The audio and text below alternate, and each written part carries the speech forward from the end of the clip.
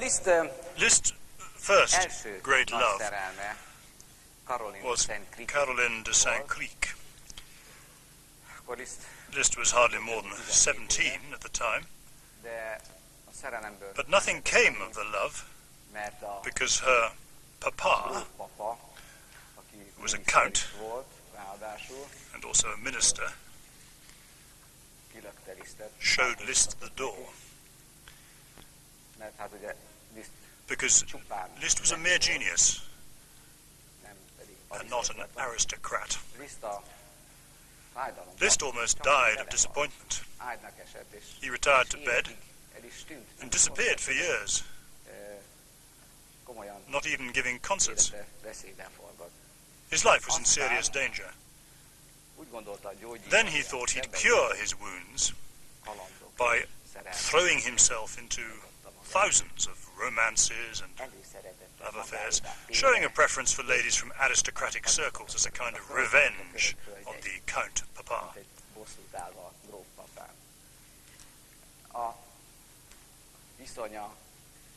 His affair with Countess Marie d'Agoult caused quite a scandal.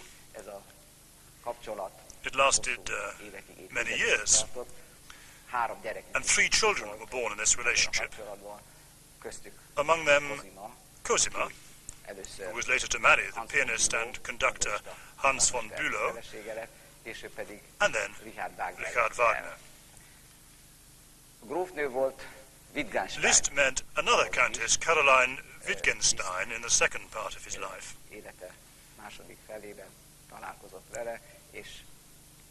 He wanted to marry her, but the Pope wouldn't give permission.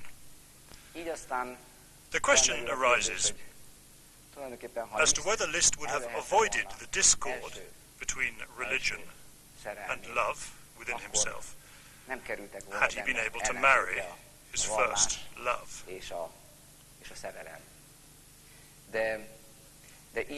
But like this, somehow he was shivering in the cold wind of his moral judgment,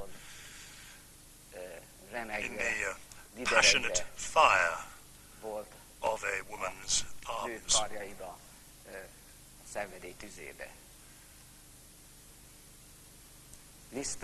In fact, Liszt was a great collector of great contradictions.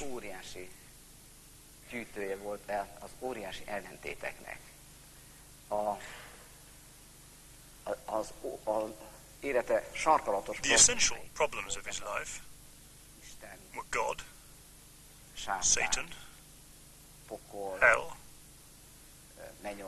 heaven, mortal life, afterlife, body, soul, women, and religion. His inspiration came from no lesser literary masterpieces than Dante's Divine Comedy and Goethe's Faust. His private life was defined by the stark contrast between the abbé and the womanizing man of the world. In Liszt's life, this duality didn't lead to a rift, as it did with Schumann. On the contrary, it somehow gave his life meaning and became the inspiration for his most important works. It is interesting to reflect that Liszt's sense of guilt didn't in fact stem from a religious, moral upbringing. It was that archetypal feeling of guilt which calls to account all energy squandered on anything but universal progress. Elfecsérelt energiát, amit nem a fejlődés, az egyetemes fejlődés érdekében használunk fel. Ezek nagyon nagy szavak, These are very big words, elképzelhető, hogy valami but it's possible that something like this was the case with him. annak ellenére, hogy most Even though we can raise objections that Liszt didn't waste his energy, Lisztben energia azzal, mert hát ki volt még egy who else in the history of music wrote throughout such a long life with such incredible, unswerving energy. The latest research suggests he composed as many as 675 works. As a performing artist, as a pianist, his was an astounding achievement, unsurpassed by anyone. To give one example, once in Berlin, in the course of 18 piano recitals, he played all the most important works ever written for piano. Apart from that, once he had given up his career as a virtuoso at the age of 39, as court musical director at Weimar, he tirelessly presented the works of his contemporaries, primarily Wagner's operas. As I said,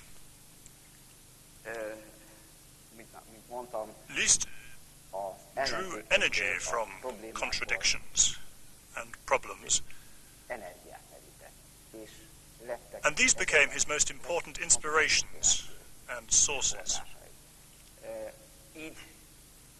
In this light, we can see his two symphonies, the Dante Symphony and the Faust Symphony, with his two piano sonatas, one the Dante Sonata, the other the Faust Sonata, at which the pianist will immediately say they don't know about that one. Well, the piece itself doesn't bear the name Faust Sonata, but Sonata in B-flat minor. But if we examine the musical fabric, we will see that the characters of Faust are clearly present. Faust, Mephisto, and Gretchen. The Sonata in B-flat minor is his greatest work for piano. I could say his greatest work. Let us look for a moment at these themes. The main theme is the ancient Faustian theme. The sonata in B-flat minor is not just a Faust sonata, but the most authentic portrait of Liszt, his self-portrait. So, the Faustian theme is this. A Fausti téma ez.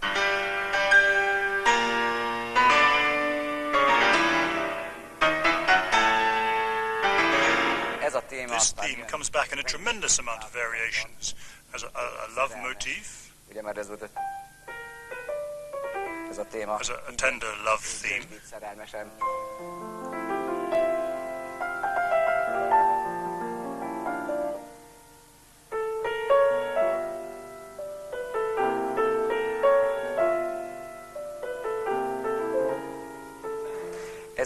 This, incidentally, is the leading motive technique which Wagner later used in his operas. He developed a theme to the highest degree so that he could treat it in a million ways. So, now we heard this heroic theme as a loving character. Now we're going to hear it as someone struggling.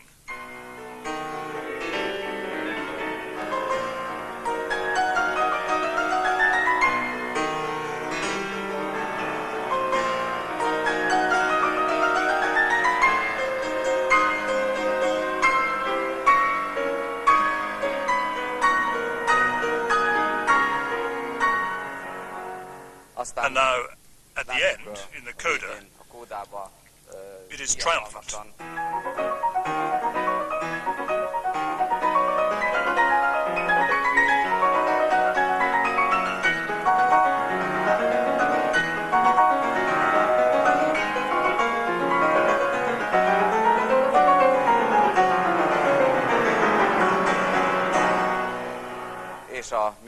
And at the end of the piece, the theme appears in what sounds like a spirit from the afterlife.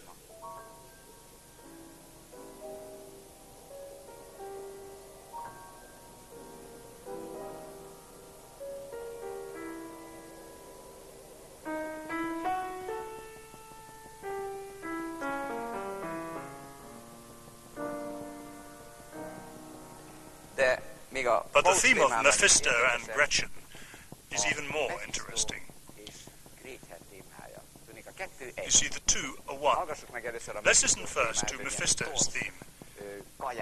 It is a sort of grotesque, sniggering music.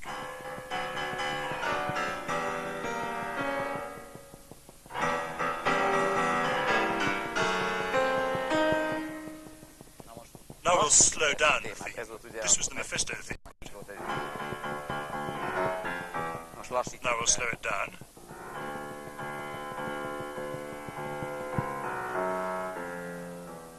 We'll continue to slow it down and soften it. Now we'll play it 3 notes higher in the major key.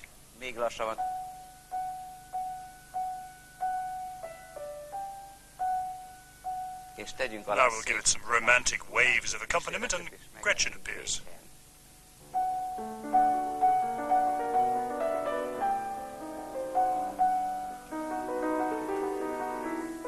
Not bad.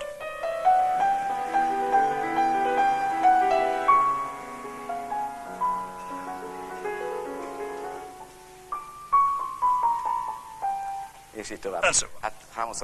I could talk a lot about the B-flat minor sonata and his greatest orchestral work, the Faust Symphony, where he puts Faust in the title.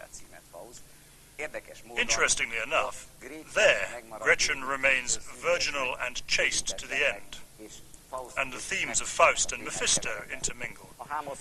In the B-flat minor sonata, we see the contrast between Mephisto and Gretchen,